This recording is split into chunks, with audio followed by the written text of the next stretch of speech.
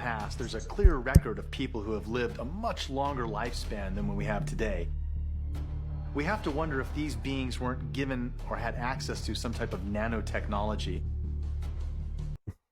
Guys, we got another interesting one, another creepy and scary, disturbing TikTok, all types of disturbing realities, disturbing discoveries, interesting theories. You guys better lock in and buckle up and keep your head on a straight swivel. This is Jet Ski Chuck going in. Some of these hypotheses might just keep you up all night. So without further ado, let's dive in. And if you haven't already, be sure to hit that like and subscribe button. So let's dive in. Is this fallen angel tech? Is this the technology they used to create their own animals back in the day? This is getting a little bit disturbing and weird now. Okay, y'all, I just blew my nose and I'm looking at it under the microscope. And I mean, it's only been on my microscope a very, very short time. And this is building all over the slide. Reflection. Science used nanotechnology like CRISPR to modify genetic structures of the food that's on the shelves in the grocery store. They do this so that they can last longer in the store. You know, we need that kick to it. You know, after you drink it, you hit that. You know, if you don't drink a pop or a soda, you don't hit that. Afterwards, is it really pop or soda? Developments. Technology that everyone needs to know about is nanotechnology. Nanotechnology is basically the outer edge of material science. It's the point where matter gets manipulated at a very, very small level. The fact that it's 1,000,000 times smaller than an ant. Right now the focus is on creating very tiny machines that can build other machines. These machines are also programmable, meaning they can be used to produce more of whatever you like. And these nanobots are so small, they can pull apart almost any material. Soil, air, water, atom by atom. Currently there are nanoscale additives in clothes. Clothes that never wrinkle, never stain, and even fold themselves. We even currently have a nanoscale 3D printer that is capable of producing miniature batteries less than 1 millimeter long. Nanotechnology is even being used to create new smart contact lenses. Contact lenses that'll bring augmented reality into everyday life. Also, drug delivery nanobots are right on the horizon. And there's so much more this technology can do. The technology that everyone needs to know about is nanotechnology. Nanotechnology is basically the... What happens if someone can hack this technology? What happens if someone uses this technology for bad? You know, yeah, it seems good. There's a lot of helpful things that it can do. But in the wrong hands, what can this really do? Coca-Cola just signed a 5-year, $1.1 billion deal with Microsoft. 5 years ago, it was discovered that there were fluorescent nanoparticles in Coca-Cola. Now, if I were a conspiracy theorist, I might think there were more to this partnership. Hey, y'all, Bill Gates he is out of control, man. Just keep going and going and going and going. Damn, Bill, like, you don't know when to stop, do you? Like, man, can you believe they found nanoparticles in Coca-Cola? Like, Bill Gates, AI, Coca-Cola teaming up. Oh, y'all don't believe me? Watch this. If you're a soda drinker, you may want to pay attention because you may not be drinking it after you watch this clip. Now, according to reports, Microsoft and the Coca-Cola Company have announced a 5-year strategic partnership to align Coca-Cola's core technology strategy system-wide. So it is said to enable the adoption of leading-edge technology and foster innovation and productivity globally. Using Azure Open AI service, Coca-Cola is currently exploring the use of generative AI-powered digital assistants. Now, did you know they have found nanotechnology in Coca-Cola and in Pepsi products? Have a look at this. Now, the world today has 6.8 billion people. That's headed up to about 9 billion. Now, if we do a really great job on healthcare, reproductive health services, we could lower that by perhaps 10 or 15%. The biodistribution study in major organs indicated that the NPs were easily accumulated in the digestive tract, and they were able to cross the blood-brain barrier and dispersed into the brain. I mean, it's like, did they even ask anybody's permission if we want to drink nanoparticles? It's like, they need to do a whole new, you know, what's that thing called on the back of you drink something? Where is it at? The nutrition facts. If you got the nutrition facts on that, pretty soon they got to add another line. How many nanoparticles is inside this product? That they need to add that to the new nutrition sheet, man. The whole thing needs a whole new makeover. They need to be completely transparent on this, if we're drinking nanoparticles or not, man. Let me know your thoughts below on that. We're diving in this one. We're looking at a cell-sized micro-robot. These micro-robots, made of electronic circuits coupled to minute particles, are so small that they can swim in between blood vessels. Researchers at MIT have created what may be the smallest robots yet. These bots can sense their environment, store data, and even carry out computational tasks. These robots, which are about the size of a human egg cell, consist of tiny electronic circuits that have been 3D printed and react to electronic or magnetic signals. These tiny robots are self-powered and require no external power source or even internal batteries. They can be guided into areas of the body that standard drugs cannot reach, adding a whole new level to drug delivery systems. It may be possible now using this delivery method to bring drugs past the blood-brain barrier. Follow me for more info like this. Are so small that they can swim in between blood vessels. What does that remind you of? What does this little squiggly thing remind you of? Has anyone seen The Matrix? Let me show you. Let me find it real quick and show you guys. You don't believe me.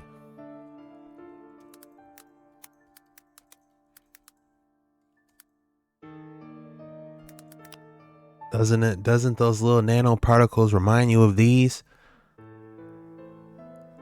Come on, y'all. Those things, this is just their final form, if you ask me.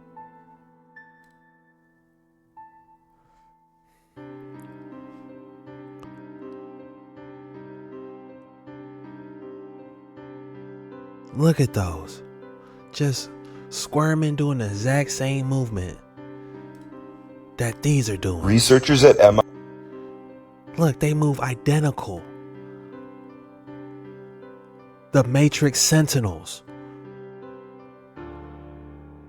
Humanity was fighting for their life. Remember when they was in the machine guns, shooting them off? They was coming at them by the millions.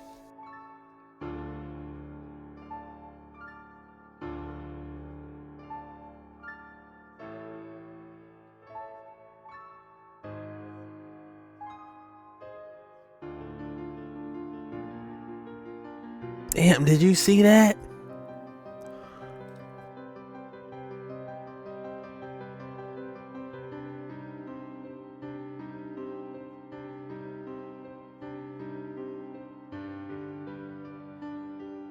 Oh my God. I don't speak Spanish, but you get the idea. They put it under a microscope. Lord. Gotti, you might already know this.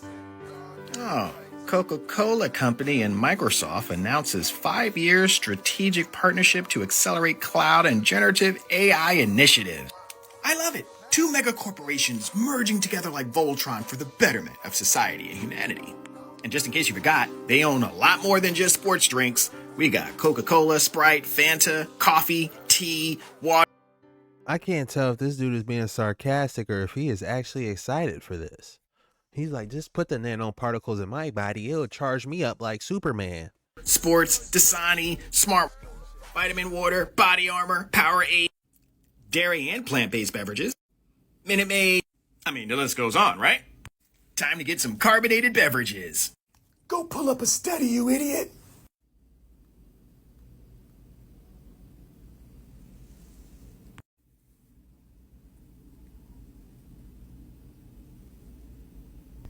He had me fooled. I thought he was going with it. You don't think that... Nah. Herb got you out. And you be wondering why I detox? This was totally for entertainment purposes only. Psst. Yo, have you heard? The company that Bill Gates first started, Microsoft, has gone into partnership for a $1.1 billion 5-year deal with Coca-Cola. Allegedly, the agreement reflects a significant... We got mugs in the UK, everyone all over the world. Spanish, UK, Egypt, we all in agreement that, hey, this is not right. Internationally, we do not support this. In the digestive tract. And they were able to cross the blood-brain barrier and dispersed into the brain. Questions? Guys, I know we keep hearing that, but it's critical that y'all understand this. Them things is going directly to your brain. Latching on, these sentinels latching on, and they controlling moving stuff like plankton that was inside SpongeBob's brain that one episode. Hey, y'all like these? Check this out. I'm gonna show y'all something, but you gotta do a little reading in between the lines, alright? Coca-Cola Company and Microsoft announced 5-year strategic partnership to accelerate cloud and generative AI initiative. As part of the partnership, Coca-Cola has made a $1.1 billion commitment to the Microsoft cloud and its generative AI capabilities. And these right here are allegedly what's in that. Some people might just be switching to Pepsi. Maybe they should stick to just making drinks, and they should stick to what it is that they do. Hey, y'all like these? I don't trust neither one of them. I mean, I love a good root beer, but man, it's about maybe time we start making our own. How hard would it be to make our own root beer? I wonder. My name is John, also Cheese. I do cocktail creation and cooking, and we're working on some root beer, homemade, with my bark, and we're gonna bite at it. We start with whole cloves, a totally on-purpose amount of juniper berries, and a few star anise, 2 whole nutmegs worth of grating, whole cardamom flower, birch bark for the bite, and sassafras, the main flavor of root beer, from the roots of the tree itself. Once we have measured it all, we add it to a dry pot and toast until it's aromatic. Adding water deglaces the pot and stops cooking the spices, and we heat it until it's simmering. Once hot, we add in the same amount of sugar. It might seem like a lot, but this is the base flavor balance. Bring it back to a simmer, turn off the heat, and cover it. Let it sit for 20 minutes to steep it, and strain it out. You can half or even quarter the measurements for home use. A little bit of the syrup and lemon juice plus soda water is all we need. Top it with ice, and you have root beer you made for yourself. Pretty awesome. My name is John, also Cheese. I wonder how good that is, homemade root beer. Has any of you guys tried this? Because we can't be getting these nanoparticles in us, man. Well then, let's start off making a root beer syrup. Most of these ingredients you'll have at home, be able to order off of Amazon, or could even forage out of the wild. Burdock root grows wild throughout most of the United States, and sassafras can be found pretty much anywhere east of the Great Plains. Both of these roots have great health benefits, despite sassafras' controversial history. Interestingly, burdock root is mildly antibacterial, not in that it kills bacteria, but it prevents bacterial biofilms from forming, which is where tooth cavities come from. Now, there aren't any studies that I'm aware of, but how cool would it be to say that root beer fights cavities, even with all this sugar? Well then, let's start off making a That is wild. Making root beer the old-fashioned way. This sweet bean is sassafras, and this is a sassafras root, and it is the root in root beer. This is wild sarsaparilla. It's in the Aurelia genus, like spikenard. Here's its roots. We're also putting these in as an aromatique, just like they used to do when they didn't have regular sarsaparilla. On this wild sarsaparilla, you can see the little flower head from last year, which is a great ID help. And the last thing you need that I feel like a lot of people forget about is our sweet baby friend wintergreen. It's where the wintergreen gum flavor comes from, is necessary for just a little extra oomph. And with the sassafras, you gotta make sure you use the roots because the upper parts are more like Fruit Loops. Still delicious, but not what you want for root beer. Our babies are bubbling and root beer is happening. Now we're gonna take this liquid that smells like the root beer of your wildest dreams and add it to some sugar. This is a very good way to cool things down when you're in a rush and you wanted to bring tasty things to your friends. But isn't sassafras a carcinogen? No. Saffrol is a carcinogen. Does it occur in sassafras? Yes. Does it break down under heat? Also yes. Did the FDA ban sassafras and saffrol because it is used to make a certain drug that is 4 letters? Also yes. The more you know. If you need something to do with all the extra sassafras heft, make filet powder with the leaves. Once you have your syrup, you can add it to bubbly water. Boom, root beer soda the way it used to taste. If you wanted to make it alcoholic, you would add some yeast to this and let it ferment. Still delicious, but for grown-up. Happy snacking, don't die. Oh my God, for the 19th. Our hot take is that root beer just tastes better when you brew it yourself, so here's how it's done the old-fashioned way. It all begins with a homemade syrup. First, steep the botanicals. There's sarsaparilla, ginger, cinnamon, and more. Then set that aside. Caramelize some demerara sugar. This does require a little patience and is an optional step, but it adds so much depth that we really recommend it. Once caramelized, set that aside. Bring your botanical tea to a simmer. Add salt, malted dextrin, the remaining demerara sugar, and that caramel. You can already see the frothy, creamy goodness coming together in the pot. After boiling, let cool, add vanilla, and now you have 32 ounces of root beer syrup. Stay tuned for part 2. My question is, if this is how they used to make root beer back in the day, then why are they trying to add nanoparticles and do all this extra stuff to the root beer or pop that they're doing now, or soda to all my people down south? What is the object? What is the goal? What are they trying to do with these nanoparticles? Y'all tell me. It seems like mind control, if you ask me. If I had to give you one answer, mind control. They trying to mind control people. How to brew root beer, part 2. Now that we've made the syrup, it's time to carbonate. You can use 2 methods. Remove the cap from 1 or 2. How to brew root beer, part 2. Now that we've made the syrup, it's time to carbonate. You can use 2 methods. Remove the cap from 1 or 2 clean plastic 2-liter bottles. Add half of your root beer syrup and top with water, leaving 3 inches of headspace. Add a 1/4 teaspoon of yeast to each bottle and install a specialty cap. Let yeast convert those sugars into CO2 for 12 to 24 hours. And once the bottles are hard, like a store-bought 2-liter, refrigerate to slow down the yeast. If you want to enjoy your root beer immediately, just add seltzer. Start with 1 part syrup to 2 parts seltzer and then adjust to your taste. Store the syrup in the fridge and reach for it anytime you want to pour a frothy mug of root beer. Delicious on its own and even better as a root beer float. That does look good, y'all. To all my Coke drinkers and Pepsi drinkers, let's see if we can find one for y'all to do it the natural way, because you don't want these nanoparticles inside you.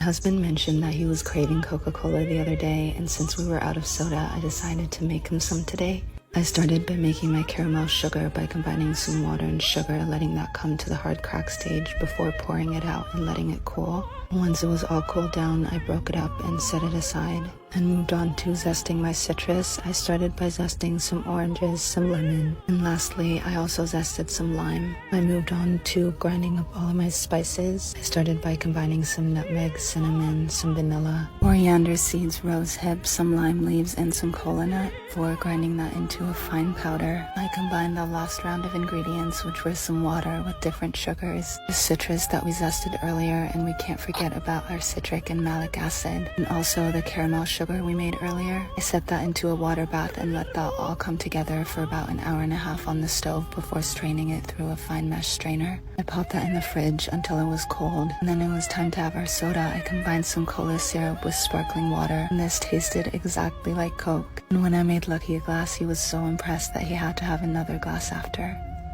Husband mentioned that he... Where's the carbonation at? Like, that thing looked at flat, low key. I'm not hating. I'm glad we're looking at healthy alternatives. But if you ask me, that looked a little flat. You know, we need that kick to it. You know, after you drink it, you hit that. You know, if you don't drink a pop or a soda, you don't hit that. Afterwards, is it really pop or soda? I'm just saying. Hey, it looked good, though. Now let's dive back on these disturbing theories of these nanoparticles, man. Creepy stuff. Developments is that nanoparticulate matter can be stabilized for distribution. If you're not aware of what nanoparticulate matter is, it's that matter which exists on a scale of 1 × 10⁻⁹. Very, very small. Smaller than a cell. And we can manufacture materials that have discrete properties that can be controlled by virtue of bioengineering and their physical chemistry. To auto-aggregate, to be able to aggregate in particular areas based upon their biological and or chemical sensitivity. But now we go one step further. Most recently, just a few weeks ago, it was announced that you could then aerosolize nanomaterials. And go one step further, I can create small robotic units, controllable robotic units at the nanoscale, and that these too can be aerosolized to create a nanoswarm of biopenetrable materials that you cannot see, that can penetrate all but the most robust biochemical filters, that are able to integrate themselves through a variety of membranes, mucous membranes, and wherever, mouth, nose, ears, eyes, can be then uptaken into the vascular system to create clumping, can affect the vascular system of the brain, or can directly diffuse into the brain space, and these can be weaponized. And they can be done in such a level that their presence is almost impossible to detect, and as such, the attribution becomes exceedingly difficult to demonstrate. How much of this material would I need? Take a look. This is the front of my pen.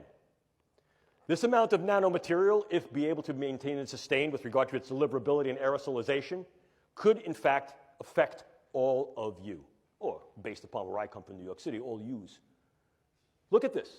Look at this. I'm carrying that material. Would you see it? Would I have to lug a giant weapon into the room? No, I wouldn't. And what if, in fact, I utilized some form of an unmanned aerial device or unmanned ground device as a delivery vehicle? Something like a drone or a bug. Could I do something with that? But let's keep going. Could I also utilize a whole host of devices to be able to affect individuals close in, for example, during interrogations, during social engagements, during human terrain team engagements, or more remotely, in a room, in a theater, in an airplane, in a bus, in a store, in a mall? The answer is increasingly yes.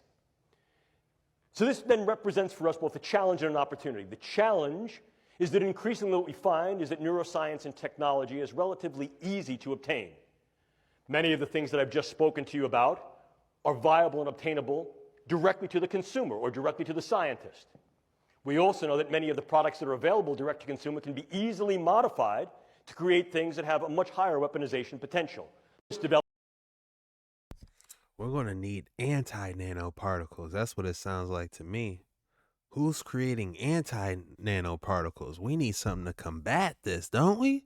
Your thoughts below. It's a project first dreamed up by the military to get information from the battlefield. They call it smart dust, and the new technology may soon make it possible to keep track of anything, anywhere, including you.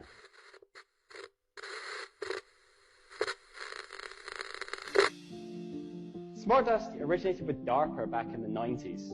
This powder-sized chip is something called the Mu chip from Hitachi. It's the smallest commercially available RFID system in the world. You can literally scatter this stuff like dust or embed it into a sheet of paper. It doesn't require a battery. Flecks of computing power settling on your skin, ingested, monitoring you inside and out. The nanoparticles are designed to go under the radar of the immune system, and so they are undetected in the body. We have computing everywhere, we have connectivity everywhere, we have infrastructure that can compute those with new capabilities like AI. If you have enough data and you have enough computing power, you can understand people better than they understand themselves, and then you can manipulate them in ways which were previously impossible. Transhumanism is a growing movement that aims to use technology to modify our bodies, sometimes in radical ways to make them stronger, faster, and better.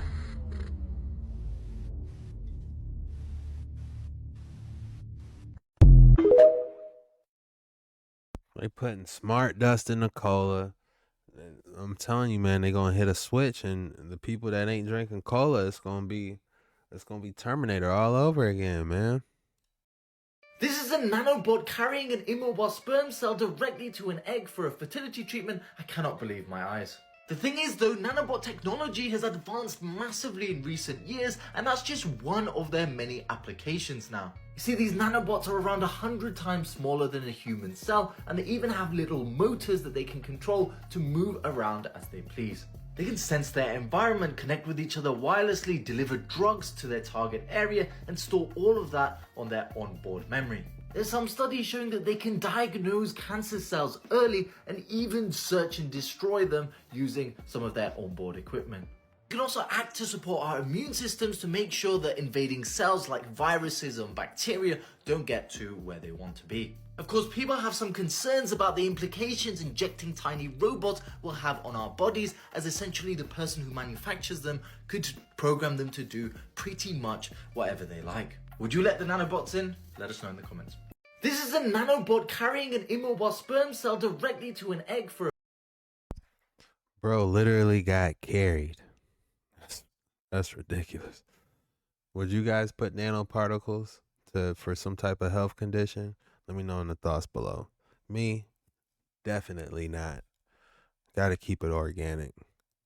Solar panels as thin as paper and as flexible as fabric that could be applied to many different surfaces and used in a wide variety of applications could be available soon thanks to a new approach to manufacturing solar cells being developed at MIT. A team of researchers out of MIT's One Lab have engineered ultralight, flexible, thin film solar cells that weigh about 100 times less than conventional solar panels and generate about 18 times more power per kilogram. The solar cells are entirely printable using ink-based materials and scalable fabrication techniques, so making them as fast and easy to deploy. To create a solar cell, the researchers coat a stack of nanomaterials in the form of electronic inks onto a prepared peelable substrate. Then, using simple screen printing techniques, an electrode which collects the generated power is added to the top of the solar cell.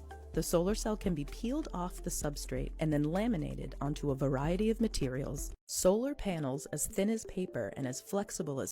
We need that. They need to put that on every house since we can't get free since we can't get free ether electricity, since we can't harness the ether anymore. We need this. They need to put that on every single roof. That should be prerequisite to every slab of roofing. You know, that should definitely be integrated more. This sort of nanotechnology to target drugs. So if we attach a specific drug to the nanoparticles here, we could put it in the entire body and it would all be dilute. But if we target an organ with a strong magnetic field, we can actually cause all of the drugs to go. So if we attach a specific drug to the nanoparticles here, we could put it in the entire body. This sort of nanotechnology to target drugs. So if we attach a specific drug to the nanoparticles here, this sort of nanotechnology. So we have a package of meat from the co-op for our supper tonight, and Brian has made a discovery with a magnet. Explain that. Why is our meat magnetized? So we have...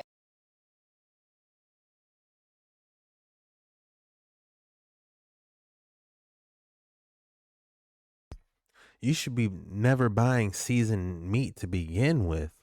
Like, they use like the old meat, I believe, to season it, and the seasons ain't the best. You want to do all your own seasoning, man. These people don't know how to cook.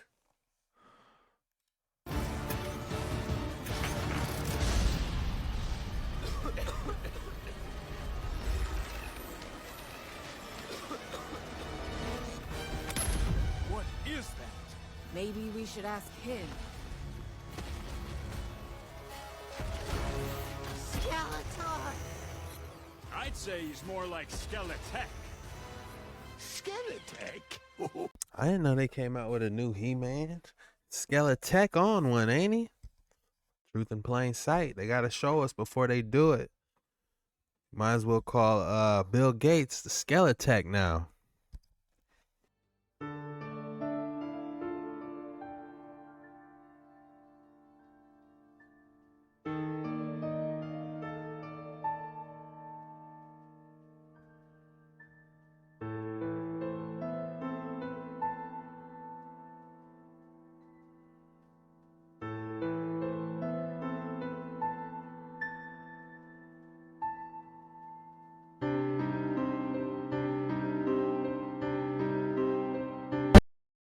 It just baffles my mind. How can they even build something this small that can do something? It's not like someone's sitting there with two tweezers, you know, putting the pieces together.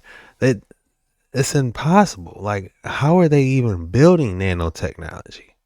This nano-injector is used to deliver genes into living cells, and it's advancing gene therapy and genetic engineering. The nano-injector lens is about 100th the size of a human hair. But how does it work? DNA is negatively charged, and the lens of the nano-injector is positively charged. And because of this attraction between the lens and DNA, DNA is picked by the needle and it's delivered into the living cell without damaging it. Scientists are using this nano-injector to create transgenic animals. These are animals that have been genetically engineered to have genes from multiple sources, and they can be very helpful for studying diseases and drug testing.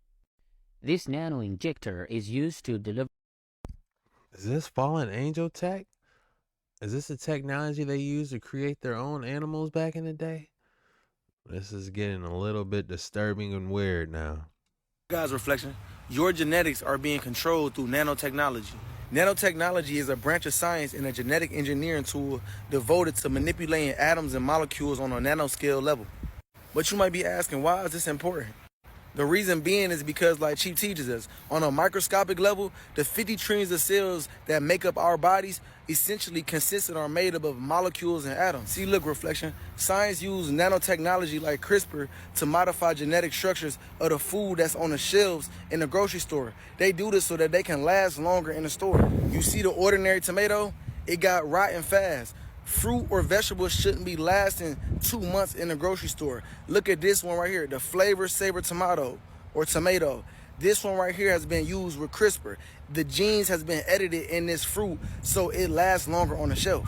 Now the problem with the method that science is using today, reflection, is that when you alter the DNA of the food that we intake, you actually change the molecular composition of it, causing it to no longer be organic, but actually a synthesized version of what it once was. So like Chief teaches us, when it comes to human beings intaking GMO foods or GMO beverages, what you are actually doing is altering the DNA or the mind of the being. And like the Most High Chief Babaji teaches us, DNA is the molecular blueprint for all living things, or the mind of God.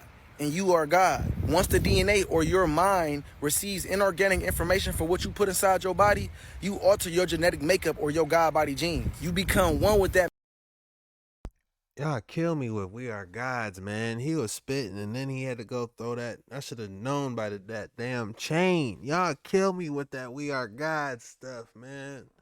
Y'all gotta stop it, man. I get it, man. Like we are very important, but we didn't create the earth or the moon or the sun. Until y'all make one of those, then tell me you God. But that will never happen. Repent.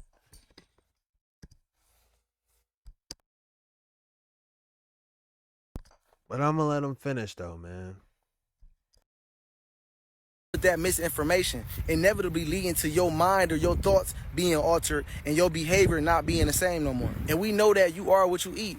And scientists like Dr. Bruce Lipton reminds us that modified microRNAs received through GMO foods doesn't get digested to be released through fecal matter. Those microRNAs or nanotechnology is actually indestructible. You can't freeze it out of food, you can't boil it out of food, or you can't cook it out of food. That genetic material is actually picked up by your gut and translated into your bloodstream and alters every piece of DNA inside every cell in your body. Hold on though. Not only that though, CRISPR or nanotechnology is actually being used in gene editing to make designer babies, to make new human beings. You gotta understand, reflection, everything in our environment is being genetically manipulated for it to be able to sustain an artificial environment. Pay attention, God. We at genetic warfare right now, man. Reflect the light from the Most High Chi Babaji.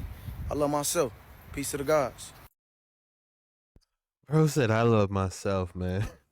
It kills me because these brothers be so intelligent, but it's just like, man, they can't accept that our Father died for our sins, man. They'll say anything but that, man. It's just, I don't get it, man. How could brothers be so intelligent but skip that vital flaw? You know what I'm saying? You seen what he said to Nicodemus.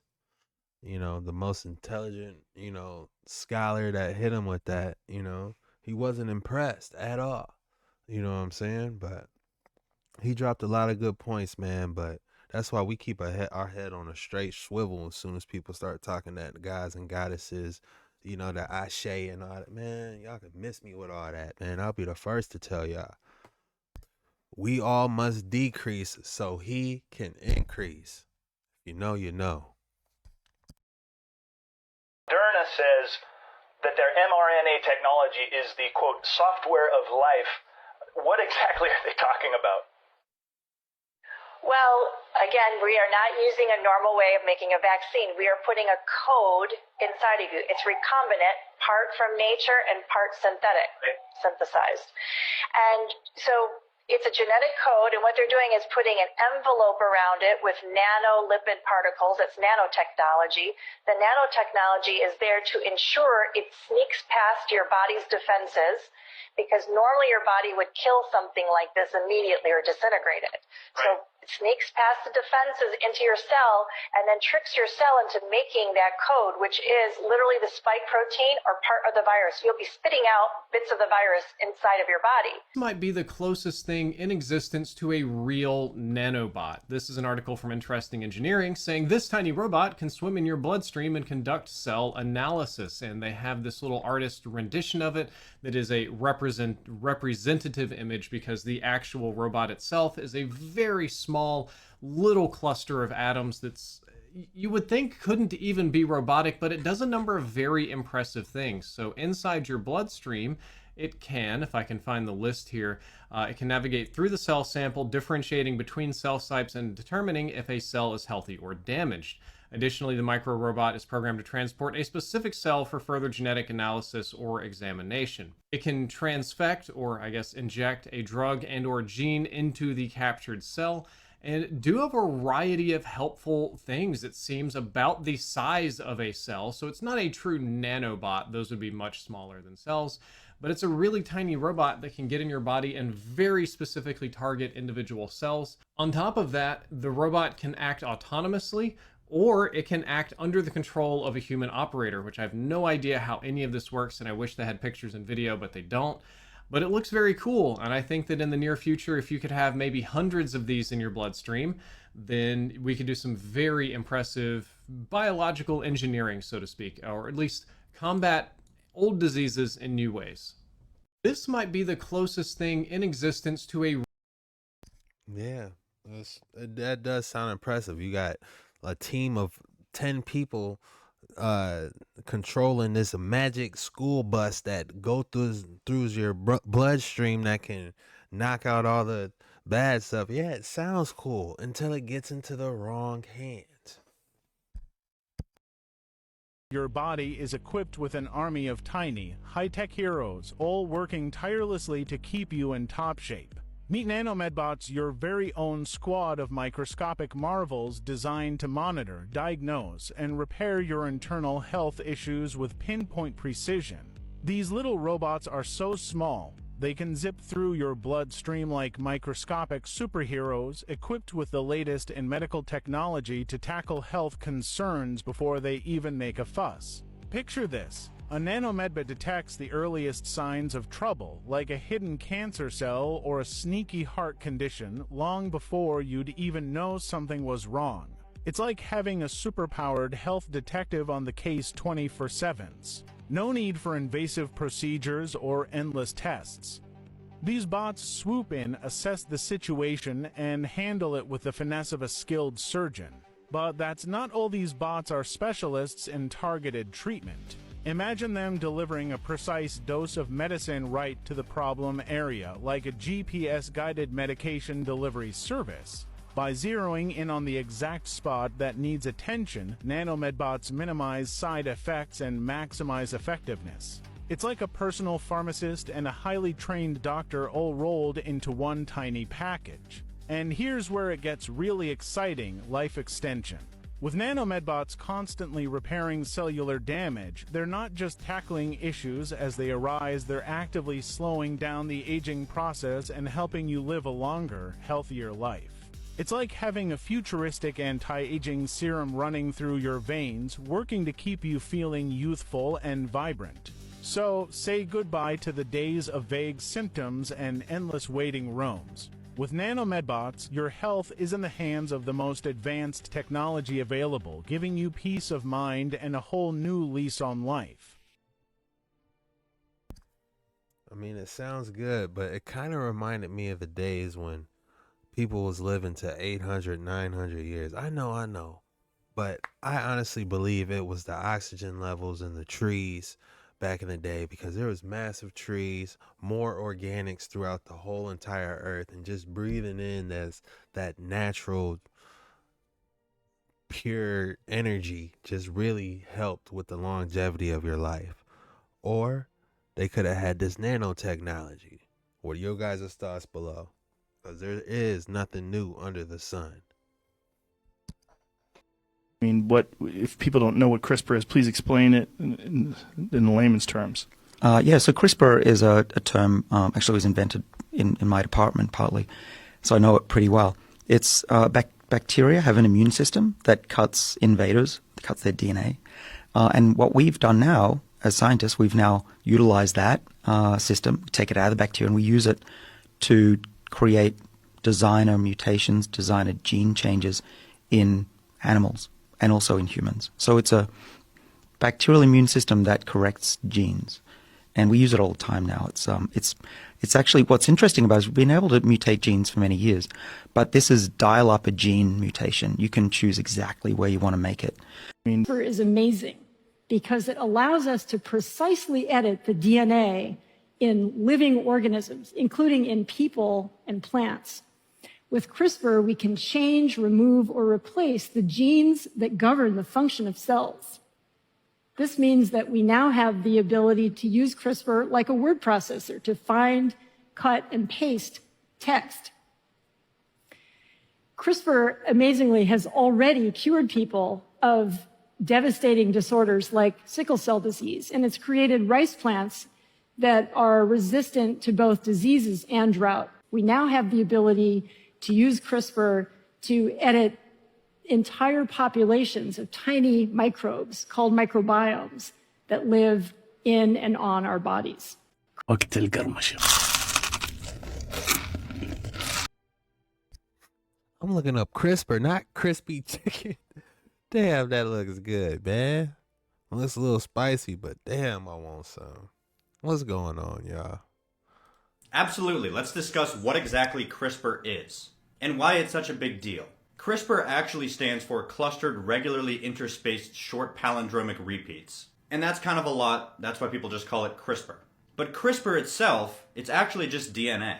And it says it in the name, they are short repeats of little sequences of DNA. But who cares? Well, bacteria do.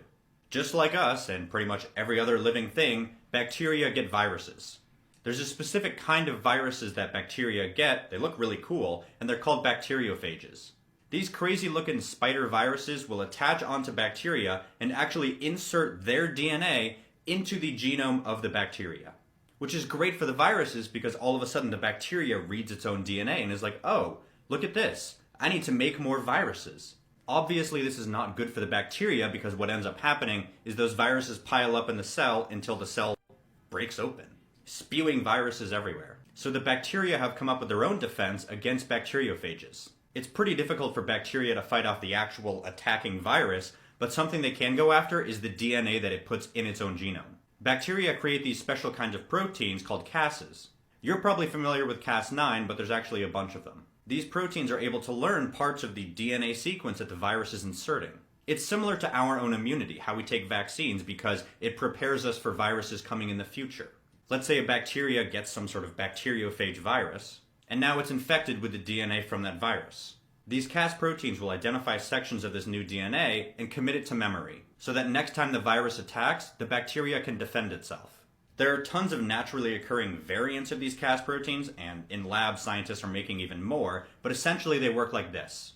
The virus will insert its DNA into the bacteria, and these proteins that have been trained to pick up that exact sequence will be like, hey, there's DNA here, we gotta go attack. So these proteins latch onto the invading DNA and cut it up into a bunch of pieces, rendering it entirely useless. The fact that Cas proteins can not only cut DNA up in different ways, but can also attach onto very specific sequences is what geneticists are exploiting. Scientists are taking these Cas proteins and figuring out how to not only make them in the lab, but also change the actual sequences that they attack. So this started off with being able to cut DNA and maybe change one nucleotide. But this has been going on for years, and research has gone very far. There's now a specifically engineered kind of Cas protein called a prime editor, which can not only cut DNA wherever it really wants, but it can insert new genes. You can see why this is a big deal, because up until now, editing genomes has been extremely difficult and not very precise.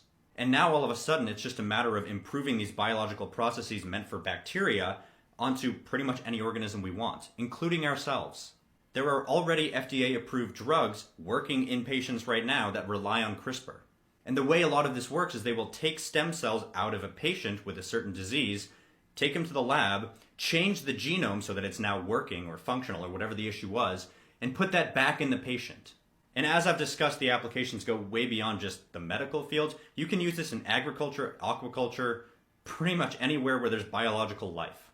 Imagine being able to look at the genome of an animal, decide what it is about that animal you want to change, and then literally going and doing it.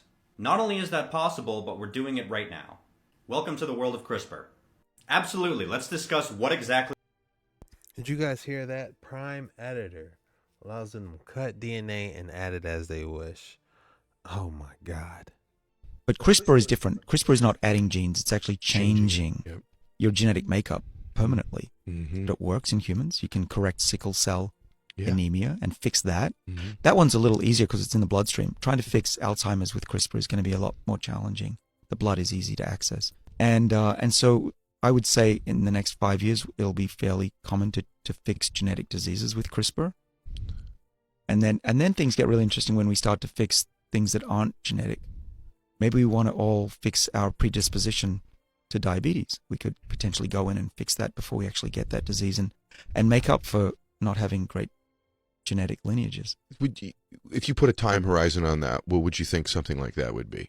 Well, probably for the healthy people, it's going to take longer, right? Doctors would rather do no harm than do good. And so that's probably 15 years away from being mainstream. And the way we do it is we put a CRISPR system, which is an enzyme that you can direct to change the DNA with a barcode. So our DNA has different letters. There's 6 feet of this DNA molecule in every cell, and there are these 4 letters, A, C, T, G, and they're in different sequence. And what CRISPR does that's kind of incredible, if you think about it, is that you can give it a code that says, go find the sequence that's A, T, G, C, A, G, C, and it'll find it in billions of combinations in that 6 foot and go in and just change that. Incredible. It is. It's a barcode. But CRISPR...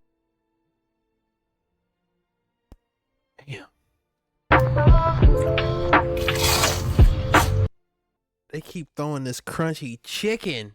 Listen to that crunch. I'm just trying to find CRISPR. Oh my God. Okay, y'all, I just blew my nose and I'm looking at it under the microscope. And I spotted this. I'm like, okay, this is on a slide with nothing on it under dark field. And watch what happens when I try to focus it.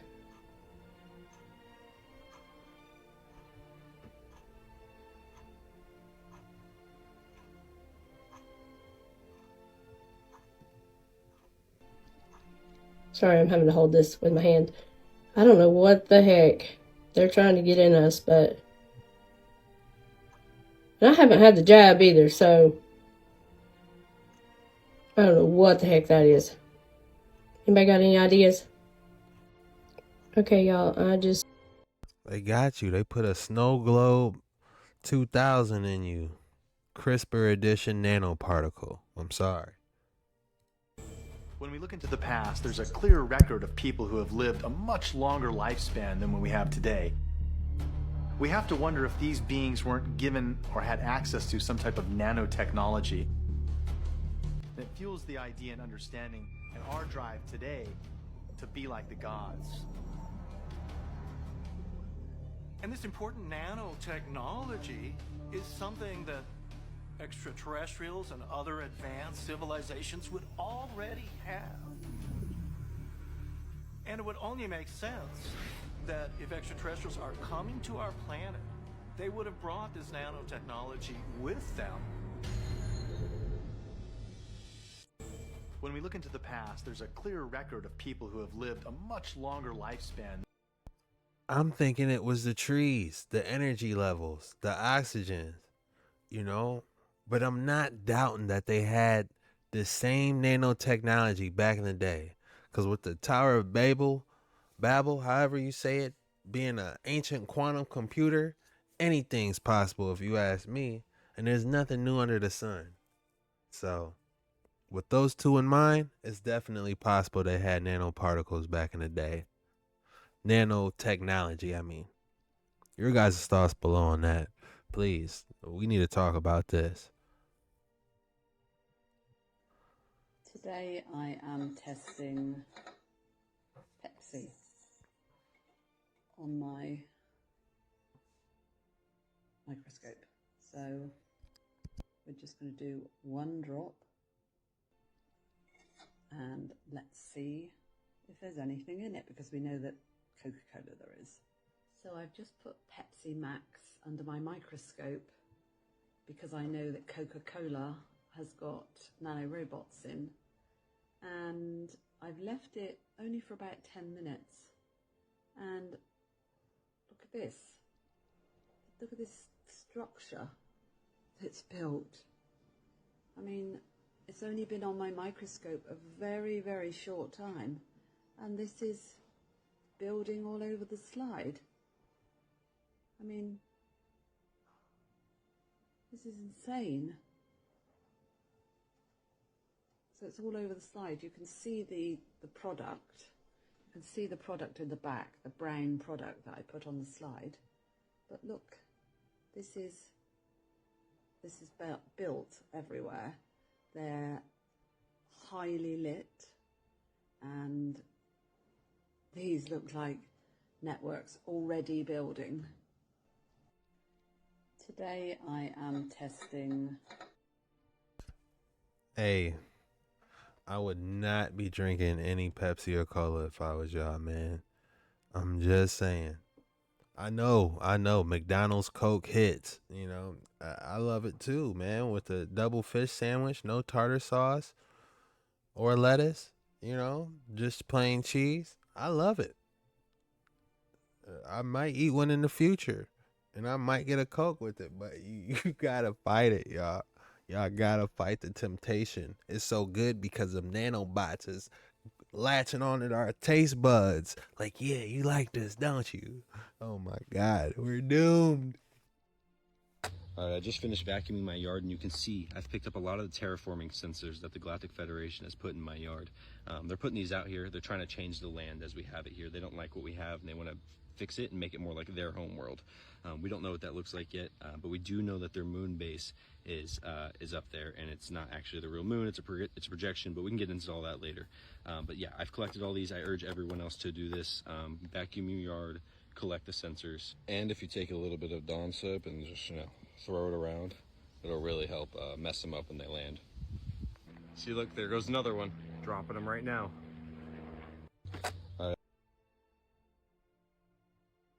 Oh my God.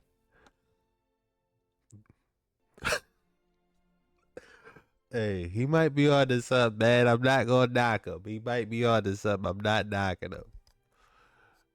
Guys, that's all I got for today's episode. If you made it this far, be sure you hit that like and subscribe button for your boy. We dove off in there today, man. Another banger. Count it. I'm sending this real soon. So I'm gonna chop this boy up, get me something crispy to eat.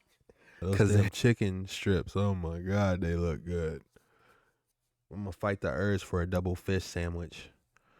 And a Coke, man. I'm gonna fight the urge because I don't want them nanoparticles in me, man. But hey, make sure y'all drop at least one comment. I don't care if you drop more than one. Go ahead, timestamp multiple stuff, man. Get a conversation going for the algorithm. And I appreciate you guys. I'm gonna see y'all tomorrow. Peace out. God bless.